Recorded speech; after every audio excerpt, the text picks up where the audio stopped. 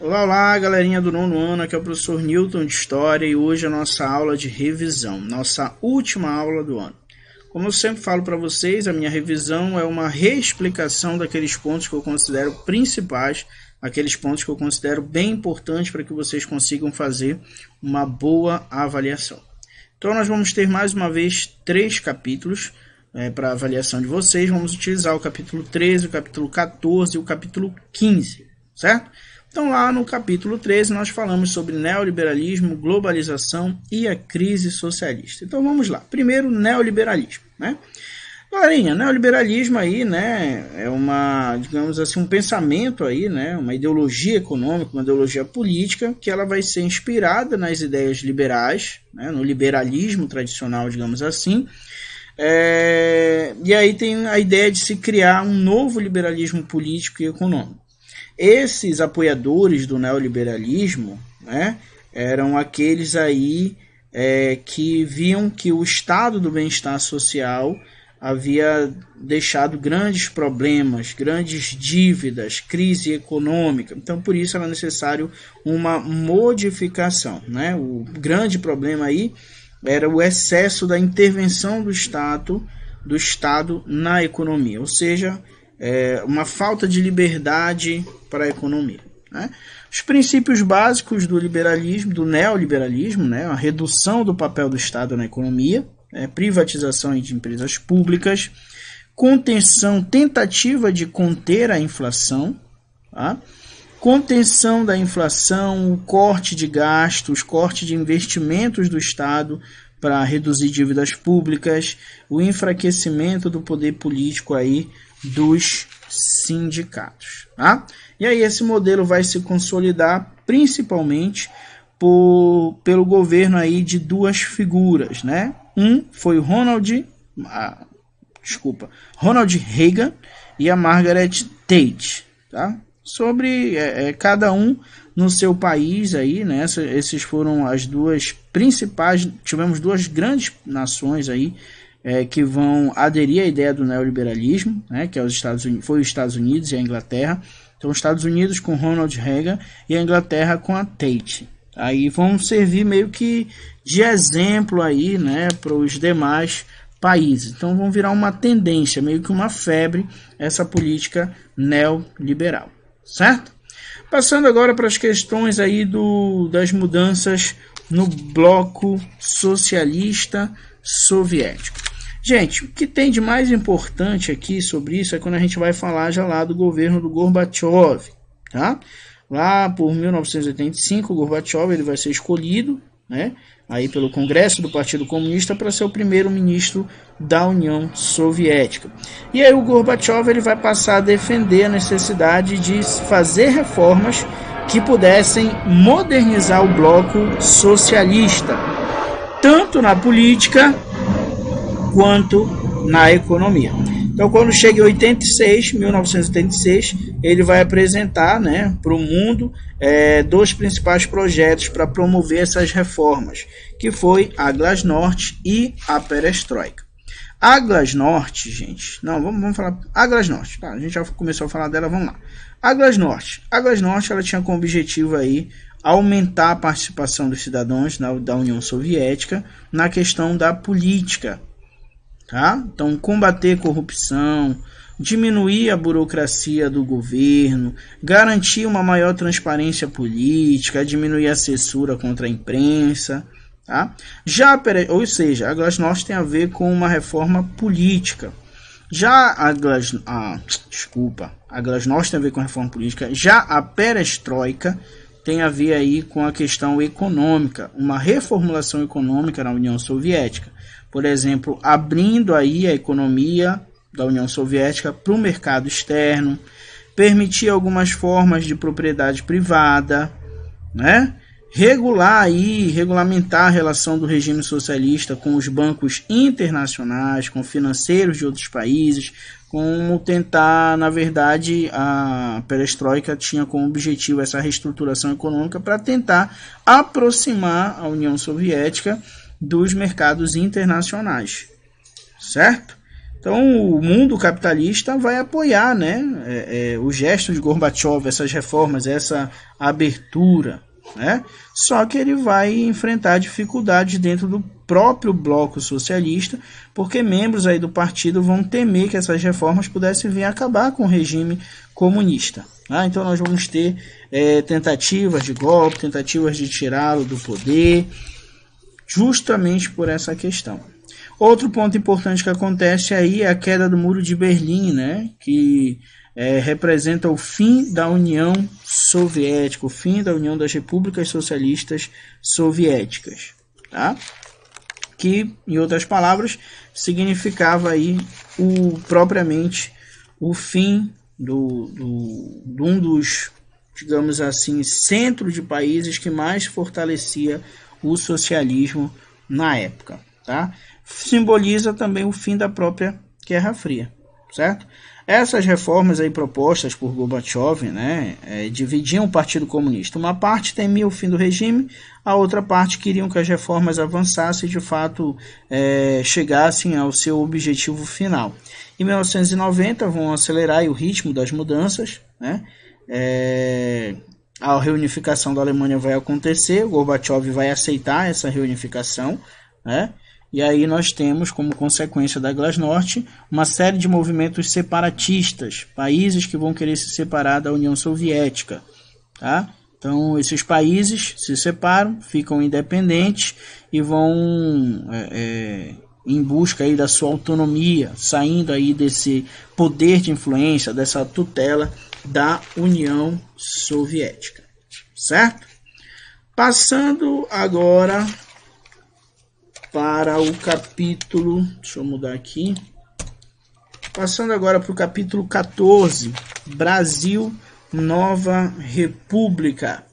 No capítulo 14 a gente começou falando aí sobre o processo de reabertura política do Brasil, processo que a gente chamou de redemocratização, certo? E nos passos que conduziram a nossa redemocratização, nós tivemos aí a revogação do Ato Institucional número 5, né, promovida pelo Congresso, ainda no governo do Geisel. Tivemos a reforma eleitoral e partidária, que vai acabar com o bipartidarismo e vai abrir espaço para o surgimento de novos partidos, e a aprovação da lei da anistia, né, que vai aí perdoar e dar o perdão de forma ampla para aqueles que cometeram crimes durante a ditadura, aqueles que foram exilados, tanto para quem era militar quanto para quem era civil, certo? Então, isso vai abrir espaço para o movimento das diretas já, né? Movimento aí que lutava para que as pessoas pudessem votar para o presidente, para ser uma eleição direta e não indireta, né? Tivemos aí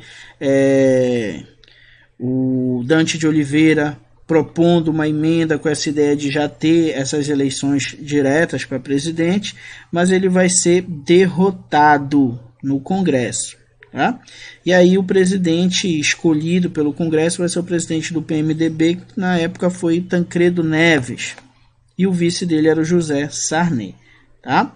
Só que o Tancredo Neves ele vai morrer antes de assumir. Quem assume de fato é o Sarney, certo? Então, em 21 de abril, Tancredo Neves falece, José Sarney assume, de fato, a presidência da República. E aí o governo do Sarney foi marcado por vários desafios econômicos, né? A inflação naquele momento era altíssima, então tinha mais de 200% de inflação ao ano. Então, como tentativa de conter a inflação e a desvalorização da nossa moeda, que era o cruzeiro, né, a moeda da época, foi criado o Plano Cruzado. E aí vem uma política de congelar os preços, tá? Onde ao congelar os preços criava-se também a ideia de gatilho salarial. Que era isso? O salário ele ia ser reajustado, né, automaticamente toda vez que a inflação chegasse a 20%. Beleza? Veio a Constituição de 88, né, que veio aí para consolidar essa transição, inclusive tinha um exercício lá que vocês tinham que ler alguns pontos. Chegamos em 1989, né, nas eleições de 89, foram as primeiras eleições diretas para presidente desde o golpe militar, né? Foi a primeira oportunidade aí que a população teve de votar em um presidente. Nessas eleições despontou como os grandes candidatos o Luiz Inácio Lula da Silva e o Fernando Collor de Mello, né? Então eram esses os grandes pontos, as grandes tensões políticas do período. E na eleição, quem vence, na eleição aí de 89, é o Collor de Mello. E aí nós temos o governo dele que vai de 1990 até 1992, tá? O Collor aí, gente, no plano de governo dele, vem com o nome aí de Plano Collor, né? E ele vai decretar o congelamento dos preços, assim, né? Não era algo novo, tá? E vai mudar o nome da moeda de cruzado para cruzeiro, para evitar que essa medida aí causasse de novo uma nova onda de consumo, como tinha acontecido ano passado, né? E aí ter uma alta dos preços, o desabastecimento, de novo a inflação. O que é que ele vai fazer? Ele vai confiscar parte do dinheiro da população, esse dinheiro que estava nos bancos, e isso vai fazer com que a população venha se desagradar com o governo dele, né? Imagina, você tem dinheiro na sua poupança, esse dinheiro o governo diz que você não pode tirar, durante um tempo, e quando o governo for devolver para você, vai devolver com correção monetária, obviamente. Então tem-se a ideia de que vai ocorrer uma valorização, porém vai ser de maneira parcelada, né? Então vai confiscar aí as poupanças, as contas correntes, os investimentos, né? Então isso ia ser devolvido de forma corrigida depois de 18 meses, ou seja, mais de um ano, e dividido em 12 parcelas. Já pensou, gente? Complicado, né? Fez parte também do governo dele, do plano Collor, né? Cortes aí nos gastos públicos, extinção aí de vários órgãos estaduais e tudo mais. Problema, gente, é que nós vamos ter aí algumas denúncias de corrupção no governo dele. E ele foi um cara que foi eleito com a ideia de que ia acabar com a corrupção, né? Que seria o caçador de marajás, aquelas pessoas que recebiam altos cargos não, mas que recebiam altos salários, eram essas pessoas aí que ele ia estar de olho, né?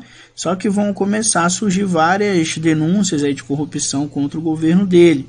Então ele era acusado, por exemplo, de pagar despesas pessoais com dinheiro público, com dinheiro ilícito. Então o Congresso Nacional vai abrir uma comissão parlamentar de inquérito, uma CPI, para investigar essas acusações, né? E aí a insatisfação com o governo dele vai começar a aumentar, certo? E aí começa o movimento dos chamados caras pintadas, aquelas pessoas, né, que pintavam o rosto com as cores da bandeira do Brasil e pediam justamente o afastamento aí do Collor de Mello. A investigação da CPI vão revelar que de fato as acusações de corrupção eram verdadeiras. Em 2 de outubro de 92, Collor vai ser notificado do seu afastamento. Em dezembro, teve os direitos políticos cassados por 8 anos. A presidência vai ser entregue ao vice-presidente dele, chamado Itamar Franco, que vai governar até o fim do mandato. No governo do Itamar Franco, ele vai buscar aí construir um governo com uma estabilidade política. Então ele vai formar aí alianças com pessoas de partidos diferentes, né? E com um certo respaldo da sociedade. Então ele tinha em mente resolver finalmente a crise econômica, né? Então ele vai convidar o Fernando Henrique Cardoso para ser aí o ministro da Fazenda. E aí juntos eles vão lançar o Plano Real, certo? Inclusive Fernando Henrique Cardoso também foi nosso presidente, está ali na imagem aqui embaixo ele, ó. O Collor, o Lula, o Fernando Henrique Cardoso. Beleza? Aqui é a imagem dos últimos presidentes, né? Até o mais atual, que é o Jair Bolsonaro. Beleza? Então olha só, gente. O Plano Real vai dar certo, mas, né? Primeiro momento, ele não estabeleceu um congelamento como os outros planos, né, dos preços ou dos salários.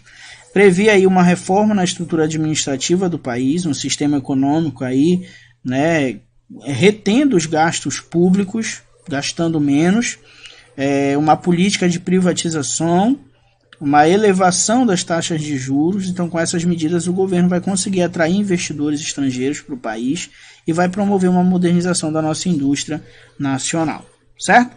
Fernando Henrique Cardoso, que foi o ministro da Fazenda de Itamar Franco, um dos responsáveis pelo Plano Real, vai ter um papel importante na elaboração aí, né, dessa reestruturação econômica do Brasil. É aí que ele ganha destaque na opinião pública e ele vai se candidatar à presidência, tá? E vai vencer.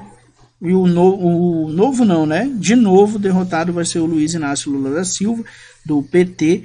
Tá? Então já no primeiro turno das eleições de 94, o Fernando Henrique Cardoso já leva a presidência.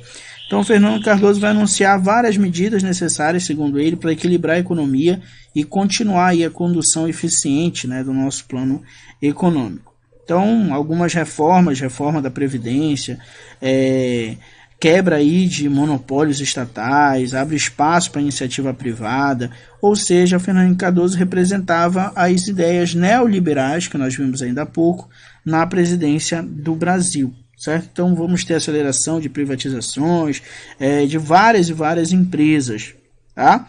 Alguns partidos políticos de oposição vão reagir, né, vão considerar uma política que era aliada aos interesses dos Estados Unidos, né, lembra daquela onda de entreguismo e tudo mais. Né? Então, o governo dele vai ter esses altos e baixos.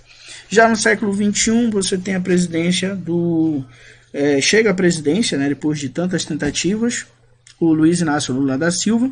É um governo marcado aí pelo assistencialismo, por políticas sociais, bem diferente da questão do Fernando Henrique Cardoso, porém no final com grandes escândalos de corrupção que vão abalar as estruturas, mesmo a Dilma Rousseff sendo reeleita e terminando aí com o impeachment pela questão aí das pedaladas fiscais, certo?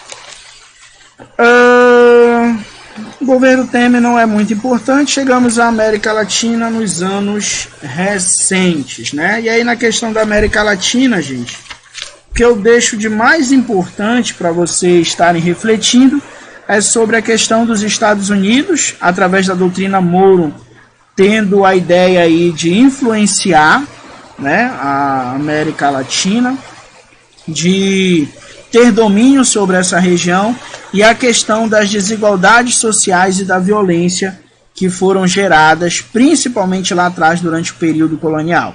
Tá? Então, essa desigualdade social interfere muito na questão do aumento da violência nesses países latino-americanos, que passaram por vários processos de crise econômica. São países em que as taxas de desemprego são altíssimas, tá? Então nós conversamos sobre a Venezuela, né? Conversamos sobre a crise na Argentina. Então essa desigualdade social, gente, ela não foi resolvida, certo? Então atualmente nós temos ainda países passando por graves crises econômicas. Galerinha, era isso que nós tínhamos para conversar hoje. Espero que vocês tenham entendido. Fiquem com Deus e até a próxima.